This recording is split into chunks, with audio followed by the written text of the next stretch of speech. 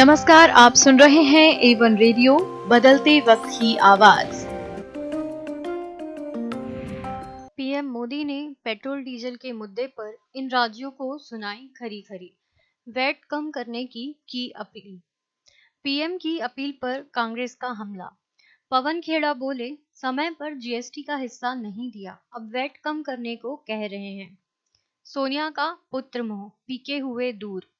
प्रियंका को कांग्रेस अध्यक्ष बनाना और पार्टी में सुधार की खुली छूट चाहते थे प्रशांत किशोर। नवनीत राणा पर संजय राउत का गंभीर आरोप। दाऊद इब्राहिम के करीबी से बताया कनेक्शन। जयशंकर ने जब भारत को नसीहत देने पर अमेरिका और यूरोप को सुनाई खरी खरी। आइए अब खबरों को सुनते हैं विस्तार से। देश में पेट्रोल डीजल की बढ़ती कीमतों को लेकर पीएम मोदी का बयान सामने आया है। बुधवार को कोरोना की स्थिति को लेकर मुख्यमंत्रियों के साथ एक बैठक के दौरान पीएम ने ईंधन की बढ़ती कीमतों का जिक्र किया। मोदी ने कहा कि पेट्रोल डीजल की बढ़ती कीमत का बोझ कम करने के लिए केंद्र सरकार ने एक्साइज ड्यूटी में पिछले साल नवंबर में कमी की थी। राज्यों से भी यह आग्रह किया गया था कि वो अपने यहाँ टैक्स कम करें। कुछ राज्यों ने तो अपने यहाँ टैक्स कम कर दिया, लेकिन कुछ राज्यों ने अपने लोगों को इसका लाभ नहीं दिया। मोदी ने राज्य सरकारों पर निशाना साधते हुए कहा कि महाराष्ट्र, पश्चिम बंगाल, तेलंगाना, आंध्र प्रदेश, केरल, झारखंड, तमिलनाडु में से किसी न किसी कारण से केंद्र सरकार की बातों को नहीं माना और उन राज्य के नागरिकों पर बोझ बढ़ता रहा। मेरी प्रार्थना है कि नवंबर में जो करना था, अब वैट कम करके आप नागरिकों को इसका लाभ पहुंचाएं। मुख्यमंत्रियों के साथ बैठक के दौरान प्रधानमंत्री नरेंद्र मोदी की राज्यों से तेल पर वैट घटाने की अपील के बाद कांग्रेस प्रवक्ता पवन खेड़ा का बयान सामने आया है। उन्होंने कहा, पेट्रोल डीजल पर केंद्रीय एक्साइज ड्यूटी से केंद्र ने 26 लाख करोड़ रुपए कमाए हैं। इस बात का जिक्र पीएम ने क्यों नहीं किया? पवन खेड़ा ने कहा कि आपने राज्यों को समय पर जीएसटी का हिस्सा नहीं दिया और फिर भी अब आप राज्यों से वैट कम करने के लिए कह रहे हैं।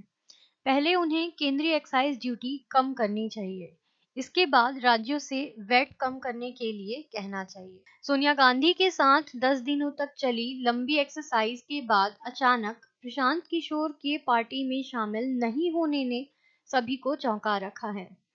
इसके पीछे एक बड़ा कारण सामने आया है।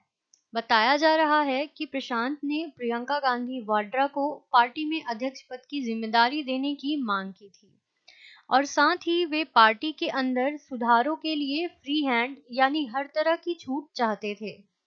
लेकिन सोनिया राहुल गांधी को ही पार्टी अध्यक्ष बनाना चाहती हैं। ऐसे में उनके पुत्र मोह के कारण प्रशांत किशोर को पार्टी में एंट्री से पहले ही बाहर का रास्ता देखना पड़ा है।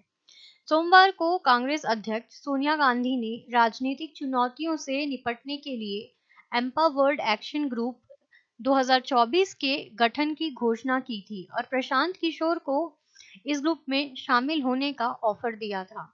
लेकिन प्रशांत ने प्रस्ताव को ठुकराते हुए कहा कि कांग्रेस को मेरी नहीं, अच्छी लीडरशिप और बड़े पैमाने पर बदलाव की जरूरत है। महाराष्ट्र के मुख्यमंत्री उद्धव ठाकरे के घर मातोश्री के बाहर हनुमान चालीसा पढ़ने को लेकर शुरू हुए विवाद में अब दाऊद इब्राहिम की भी एंट्री हो गई है। शिवसेना नेता और राज्यसभा सांसद संजय राउत ने एक के बाद 6 ट्वीट कर अमरावती से निर्दल सांसद नवनीत राणा पर दाऊद इब्राहिम के करीबी से पैसे लेने का आरोप लगाया है। राउत ने कहा, नवनीत राणा ने दाऊद इब्राहिम के करीबी रहे बिल्डर और फाइनेंसर यूसुफ लकड़ावाला से 80 करोड़ रुपए का कर्ज लिया था। लकड़वाला को ईडी ने 200 करोड़ रुपए के मनी लॉन्ड्रिंग केस में गिरफ्तार किया था और लॉकअप में ही उसकी कुछ दिन पहले मौत हो गई थी। यूक्रेन के खिलाफ रूस की आक्रामकता की निंदा न करने को लेकर पश्चिमी देशों की आलोचना झेल रहे भारत ने मंगलवार को यूरोप और अमेरिका पर पलटवार किया। और उन पर सालों से एशिया में चीन के आक्रामक व्यवहार की अनदेखी करने का आरोप लगाया। जयशंकर ने कहा, आपने यूक्रेन के बारे में बात की।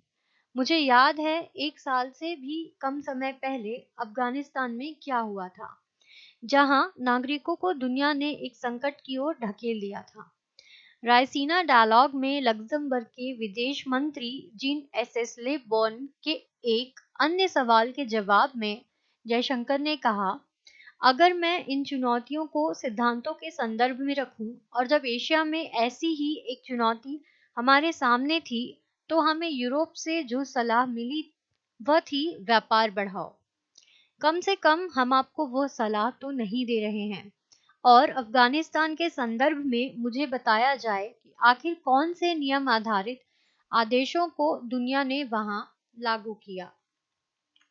विदेश मंत्री जयशंकर की ये टिप्पणी यूरोपीय आयोग की अध्यक्ष उर्सुला वॉन डेर लियेन की रायसीना डायलॉग में दिए गए भाषण पर आई है।